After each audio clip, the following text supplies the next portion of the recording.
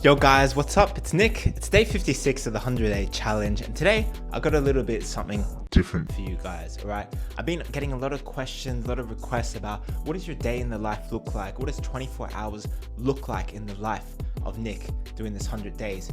Well, I'm gonna show you guys because I think it's gonna be good for you, alright? Everyone's got stuff to balance, right? School, work, and they want to be aspiring footballers. They're trying to get to a higher level in something they want to be good at. So this is my day in the life. Let's go right into it.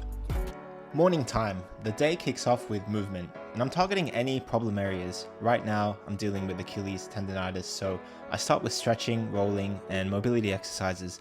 These exercises are not the most enjoyable, so I like to get these movements done early whilst I'm still kind of like waking up. My AirPods are in and I'm listening to a quick podcast or motivational talk. Even if it's just for a few minutes, it's a solid primer to get my mind right and focused for the day.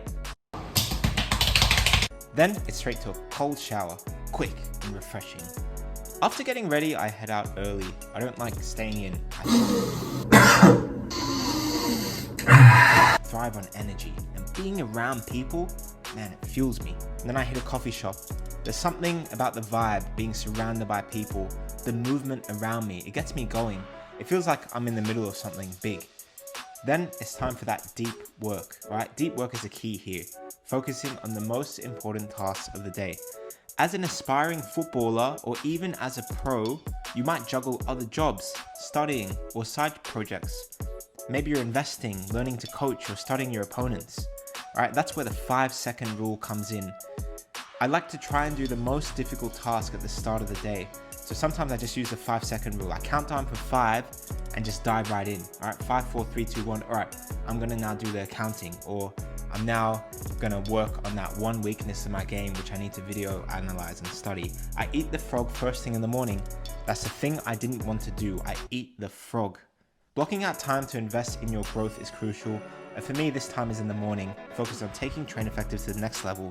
And today, that means for me, editing this video. Now it's lunchtime, and I'm careful about what I eat, okay? I'm staying away from too many carbs because they can make me feel sluggish and heavy. And that's the last thing I want to do when I've got a lot ahead of me. I focus on having a balanced meal, usually including some lean protein, vegetables, and some healthy fats. And this keeps my energy levels stable without that post-lunch crash. You know when you eat like a lot of pasta and then you just crash? Yeah, I want to avoid that. But sometimes, no matter how balanced a meal, I still hit that midday dip. It's pretty normal. It's part of the body's natural rhythm. Look at the circadian rhythm to understand what I mean and how you can use it to be productive. But when that happens, I'll go for a power nap. I've found that even a 7-minute nap can do wonders. It's like hitting a reset button, giving me quick recharge that helps me push through the rest of the day. If I have more time, I might stretch it to 15, 20, or even 30 minutes, but I don't let it go beyond that because I don't want to feel groggy. After the nap, I focus on some low energy activities, the type of work that doesn't require too much brain power, but like still needs to get done. So this time of day is perfect for that because it aligns with the natural ebb in your energy that most of us experience in that early afternoon. It's all about working with your body, not against it. Now, later in the afternoon is when things can get tricky. It's easy to lose focus, especially after lunch when those energy levels dip. So to combat that, I kick things off with another mobility session. Getting the body moving again reactivates my energy and helps clear my mind. It's like hitting the refresh button. This is also the time of day when it's very easy to procrastinate. You've probably been there, right? Like stuck scrolling through your phone, wasting time. It's a trap that we can all fall into very easily. But I found that using the 10-minute rule is a game changer. So I just commit to doing something for just 10 minutes, right? And more often than not, once I start, I just keep going. It's a way to trick the brain into getting over that initial resistance to start working again because it's afternoon, especially in summer, man, it's hot. Like you just want to get going, right? Afternoons are also great for tasks that require more physical presence. I prefer to do calls and meetings or just spend time socializing. It's a strategic choice because it gets me interacting with people, which is important, especially on the days when I have training in the evening. I remember back in school, college, or like during the pandemic, I'd have training scheduled for the evening, but I hadn't spoken to anyone like all day. So I feel disconnected. And by the time I got to training, my first words might be just saying hello to a teammate which isn't ideal for building confidence. So socializing during the day, especially the afternoon, whether through meetings or just casual conversations, it opens up your body language and gets you in the right mental space. It's about more than just talking, it's about engaging with the world, which in turn just makes you more confident when you step on the field. These small details, I'm telling you, can make a big difference in how you perform later. For me, this also means diving into my CEO responsibilities. Running Train Effective involves constant communication with my team. But then it's time to transition from business to athlete mode. Early evening is all about that mental priming, getting excited for the training session ahead. I'll do some visualization or go over tactical sessions before heading out. And this is where the Train Effective app comes in handy, because I can just browse, see what's new, and see what I like to watch. Watching the movements on the field helps me see what I can replicate. So this is like learning theory in class and then applying it to real life. And on the mental side, if I watch something motivating or positive, it like fills my brain with good vibes, and you need that positivity to perform well on the field. A quick snack, maybe a banana, some fruit or yogurt with muesli, keeps me fueled. Alright, now to the evening, and this is where the main part for aspiring footballers starts. When I arrive at the training ground, I make it a point to get there early, because this gives me time for some individual work before the official session starts.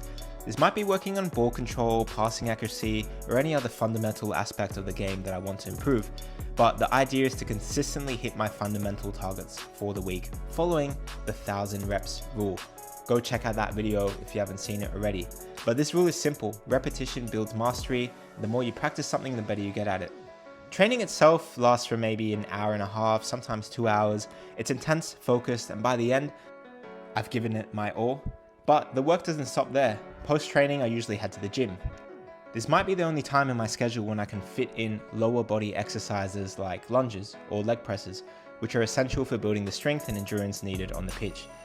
As an aspiring footballer, I've found that my physical energy peaks around midday or early evening, which is why I prefer to schedule my main workouts during these times. It's all about working with your body's natural rhythms to get the most out of your training. By late evening, it's time for that late meal, high in protein. Now, I know eating late isn't for everyone, but it works for me. After that, it's just all about winding down, right? Turning off the phone, being in the present, feeling relaxed. My wind down routine, it's a time to reflect, to think about what went well, what could have gone better, and how I can improve moving forward. I'll usually plan out my day for tomorrow at this time with a special focus on what frog I'm gonna eat in the morning. This routine reflects my life as someone currently managing an injury. But yeah, this golden time before I sleep, I love. I love to go to sleep satisfied, knowing you're productive and gave it your all today. I love it. I love that feeling. That's why I have no problem usually in just sleeping. And then it's good night. All right, hope you guys enjoyed the day in the life. I hope you got a lot from it. You learned something from it. I know, hectic days, chaotic days, but we love it. We love staying busy, because when we stay busy, when we stay moving with momentum creates that motion which allows you to achieve your dreams and your goals. At the end of the day, guys, we all have the same time in every single day. We all have 24 hours in a day. The difference between you and the next person is how you use that 24 hours a day. That's really all it is. Really all it is. Also, you're going to encounter a lot of troubles along the way in your journey. So when you got obstacles, I recommend this book. Pick it up on Amazon. I just love this book. And I know that you're going to encounter obstacles today, tomorrow, and in the weeks and months ahead as you go achieve your goals. So this is a good book for you. See you guys for day 57 on the 100 days. Peace.